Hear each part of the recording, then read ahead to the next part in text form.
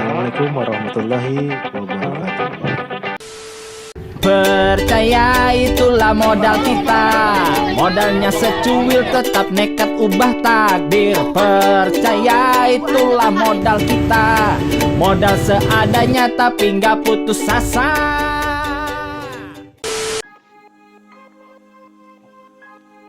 Apakah serit pada ikan cana dapat membuat gondrong? Gimana menurut kalian? Yuk kita bahas. Namun sebelum kita masuk dalam pokok bahasan, Mimin ingin ingatkan nih, jangan lupa untuk klik tombol subscribe, karena subscribe itu gratis ya sob. Klik juga jempol ke atas, komen yang membangun, dan bagikan video ini ke teman-teman kalian supaya teman-teman kalian juga ikut terinfeksi virus keranjingan cana. Gimana? Tonton sampai habis, jangan di skip ya sob. Emang apa sih gak boleh? Sombong amat. Yuk kita bahas. 1. Mari kita bahas hal-hal yang pasti membuat ikan tumbuh dengan baik dan membuatnya menjadi gondrong. Pertama yang dapat dikonfirmasi adalah umur yang masih muda. Umur yang masih muda pada ikan terkonfirmasi pasti membuat ikan masih bisa menjadi gondrong. Kenapa? Karena kita dapat memprogres ikan itu dengan pakan yang tepat, sehingga membuat pertumbuhan ikan menjadi baik dan menjadi gondrong.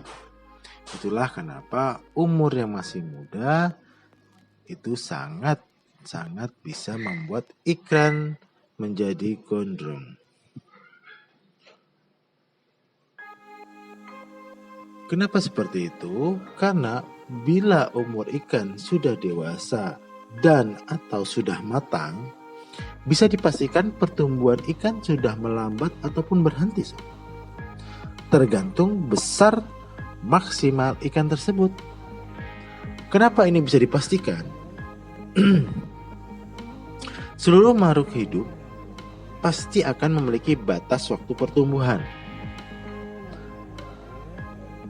Manusia saja rata-rata tumbuh hanya sampai di umur 20-an aja. Lebih dari itu sulit mungkin untuk bisa makin tinggi. Begitu juga makhluk hidup lainnya ya sob. Maka dari itu, bila kalian ingin memiliki atau melakukan treatment menggondrongkan ikan cana Anda, maka pilihlah ikan yang masih muda atau masih masuk pada masa pertumbuhan sob. Bila kalian sudah terlanjur membeli ikan dari keepers lain, maka pastikan ikan itu sesuai dengan panjang ikannya. Jadi umur ikan itu sesuaikan dengan panjang ikan tersebut atau besar si ikan. Kenapa? Karena beberapa keepers itu menahan size-nya supaya ikan tidak cepat bertambah besar sob. Nah, pastikan ikan itu kecil, memang ikan itu masih muda, bukan karena ikan itu ditahan size-nya. Kemudian hal kedua yang bisa membuat gondrong adalah pakan yang tepat. Untuk bisa memberi pakan yang tepat, maka pahami bagian ikan yang ingin kita treatment ini sob. Kemudian setelah kita paham apa saja bagian tubuh si ikan, maka kita bisa memberikan pakan yang tepat kepada si ikan yang menunjang treatment tersebut. Dalam hal ini menggondrongkan fin ya, berarti yang dilihat adalah dorsalnya. Dorsal itu terdiri dari dua hal ya sob. Pertama adalah tulang dan selaput. Maka dari itu berilah pakan yang sesuai dengan hal yang kita terima, yaitu kalsium dan juga hal yang bisa mempercepat pertumbuhan selaputnya. Maka untuk itu bisa kita pastikan dari pengalaman-pengalaman itu, pertama yang mengandung banyak kalsium biasanya kipas menggunakan ulat. Di sini adalah ulat Hongkong, ulat Jerman, dan ulat kandang. Walaupun beberapa ulat ini memiliki efek di beberapa binatang ya sob ya, khususnya burung dan ikan cana. Beberapa kipas mengatakan bila kebanyakan menggunakan ulat, khususnya ulat Hongkong, maka akan membuat mata ikan menjadi berkabut. Tapi bila kita memberikan porsi yang benar dan tidak terlalu sering, maka hal itu bisa kita hindari.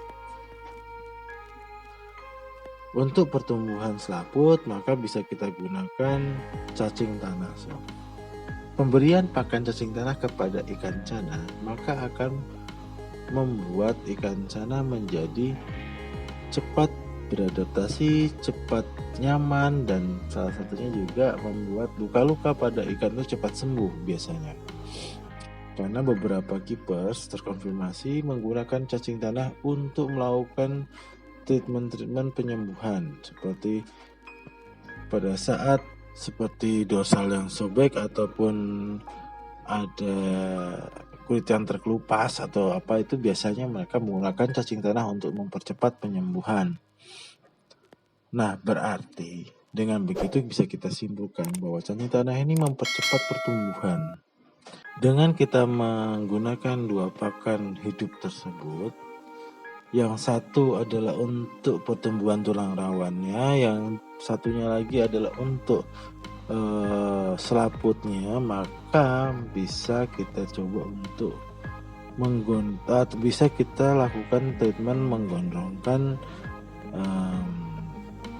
dorsal ikan cana dengan pakan tersebut. Dan bila kita memberikan pakan cacing ini dengan benar, porsinya tepat, maka ikan juga tidak akan kegemukan nih sob. Bahkan sebaliknya, ikan akan menjadi tumbuh dengan baik. Nah, kesimpulan saya dengan melihat beberapa pengalaman keepers melakukan serit pada ikan cana, maka jawabannya adalah tidak. Kecuali, ada catatan dengan kecuali, bila dua syarat di atas terpenuhi ya sob, yaitu umur yang masih muda dan pakan yang tepat itu terpenuhi, mungkin masih memungkinkan dengan cara diserit itu akan memancing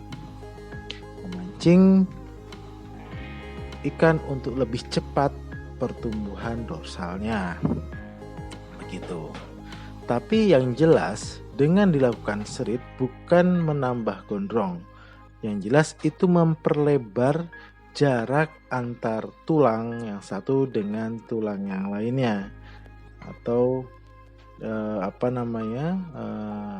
selaput itu menjadi lebih lebar. Maka dengan selaputnya lebih lebar, maka tulang itu akan menjadi lebih tegak. Itu mengapa terlihat menjadi lebih panjang. Padahal sebenarnya hanya dia lebih tegak, kemudian jarak ruas itu menjadi lebih lebar, selaputnya menjadi lebih lebar, terlihat lebih keren. Dan dia lebih berkibar-kibar pada saat dia berenang. Seperti itu sob.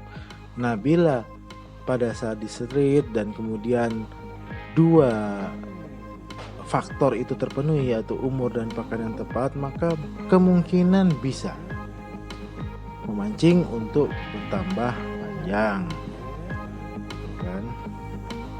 Tapi bila dua hal itu tidak terpenuhi, maka yang terjadi adalah hanya memperlebar jarak ruasnya saja. Nah gitu ya sob ya, tidak membuat lebih gondrong jadinya. Oke, gitu dulu yang bisa saya jelaskan serit menyerit pada ikan cana. Apakah bisa membuat tambah gondrong atau enggak? Ya, kesimpulannya seperti itu. Bila kalian setuju ya komen di bawah, bila kalian tidak setuju juga komen di bawah. Terima kasih. Assalamualaikum. Wassalamualaikum warahmatullahi wabarakatuh.